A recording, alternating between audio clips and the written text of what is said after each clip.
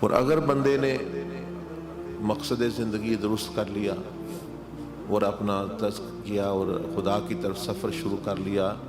تو چاہے وہ دجال کے زمانے میں بھی ہو تو بہت کامیاب ہو جائے گا، بہت اونچا مقام اس کو ملے گا۔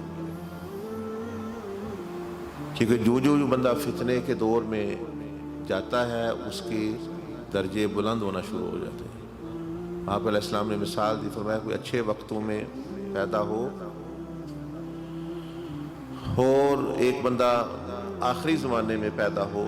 تو وہ جو پہلے وقتوں والے لوگ ہیں ان میں سے 50 لوگوں کا بھی عمل اگر اس کے مقابلے میں رکھا جائے اس کا عمل پھر بھی بھاری رہتا ہے۔